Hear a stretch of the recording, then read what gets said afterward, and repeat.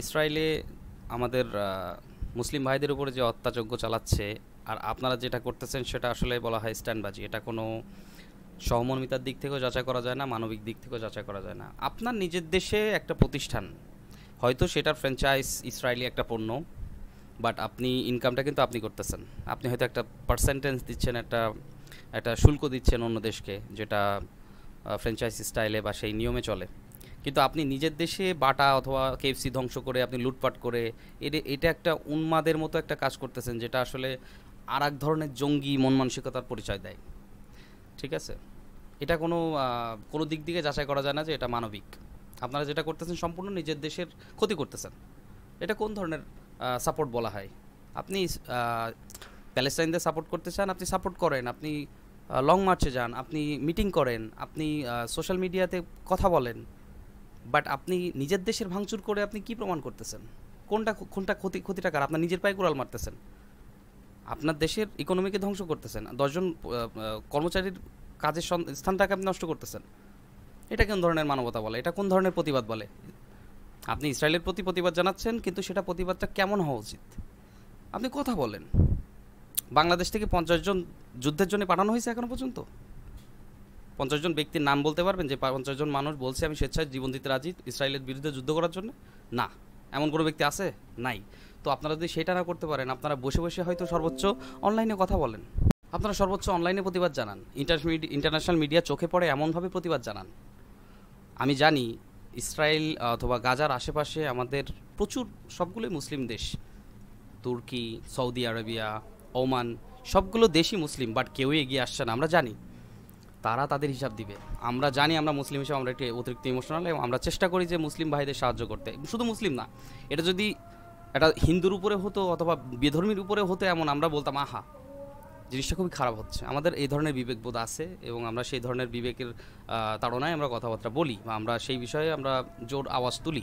But আপনারা কোনটা করতেছেন? এটা তো স্ট্যান্ডবাজি। আপনি লোকে দেখাইতেছেন যে আপনি প্রতিবাদ করতেছেন, বাট আপনার নিজের দেশের প্রতিষ্ঠান ধ্বংস করে আপনি লুটপাট করতেছেন। এটা কোনো স্বাভাবিক চিন্তাভাবনার মানুষ না। আপনারা আসলেই চোর। আপনারা দেখাইতেছেন একটা, বলতেছেন আর একটা, বলতেছেন মনে মনে বলতেছেন আর একটা।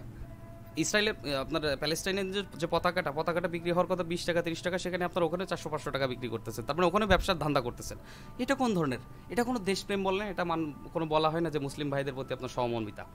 এটাকে বলা হয় স্ট্যান্ডবাজি, আর এটাকে বলা হয় সবথেকে হিপোক্রেট সোসাইটি। এখান থেকে বেরিয়ে আসেন।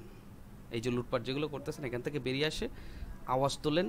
আর ওই যে বললাম, আপনাদের মধ্যে সৎ সাহস কার আছে 10 জন বা 50 জনের, যে আমরা যুদ্ধে যেতে রাজি আছি ইসরায়েলের বিরুদ্ধে? আছে এমন সৎ সাহস? যদি তেমন না থাকে, তাহলে রাস্তায় নেমে লুটপাট করে নিজের দেশের ক্ষতি করে আপনি বড় কোনো কিছু উদ্ধার করতে পারতেছেন না।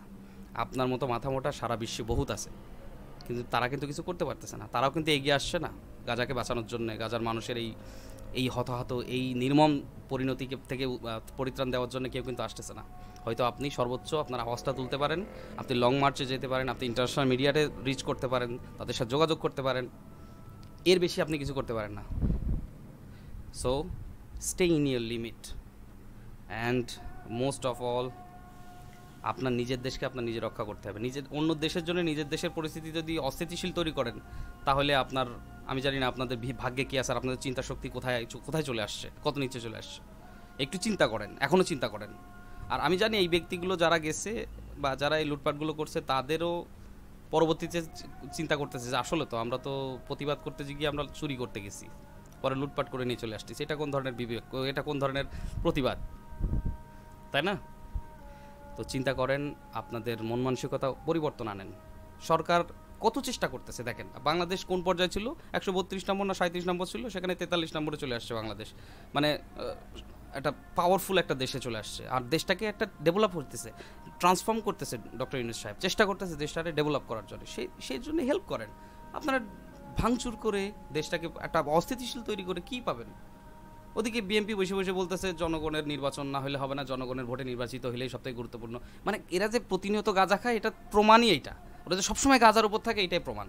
এখন দেশে সংস্কার দরকার, ওর নিজের দলেরই সংস্কার নেয়। ও বলতেছে আমার নির্বাচন দিতে হবে, সরকারি নির্বাচন, দেশের জনসংখ্যা ভোট দিয়ে নির্বাচিত করবে সেই নির্বাচন। তখন জনগণ যখন বলতেছে জনগণ তো আপনাদের চায় না, না না জনগণ আমাদের চায়, মানে ওরা গাঁজার উপরেই আছে, পুরো অল টাইম গাঁজা ফুটতেছে। সংখ্যাগুলো যে আছে তাদেরই সংস্কার দরকার, আগে দেশের সংস্কার দরকার। এখন ওরা আবার বলতেছে নির্বাচন দিন তারপর আমরা সংস্কার করব। মানে আমাদের পকেট তো একদম খালি, আমাদের তো কিছু খাইতে দেন, এরকম একটা অবস্থা। চিন্তা করেন কোনটা ভালো, নিজের ভালো নিজে চিন্তা করেন যে আমাদের ভালো যেটা আমরা সেটা করব। অন্যের খারাপ অবস্থা দেখে আমরা আবেগ আপ্লুত হয়ে ইমোশনাল হয়ে নিজের দেশের ধ্বংস করে আপনি কোনো উদ্ধার করতে পারতেছেন না, আরও নিজের দেশের ভাবমূর্তি নিচে নামাচ্ছেন। আয়নায় তাকিয়ে চিন্তা করেন, আয়নার দিকে তাকান এবং চিন্তা করেন যে আমরা কি করতেছি, what kind of nonsense we are doing. Supporting somebody but don't destroy your own people, your own locality. Respect your own people. আগে নিজে বাঁচেন তারপরে পরেরে বাঁচান।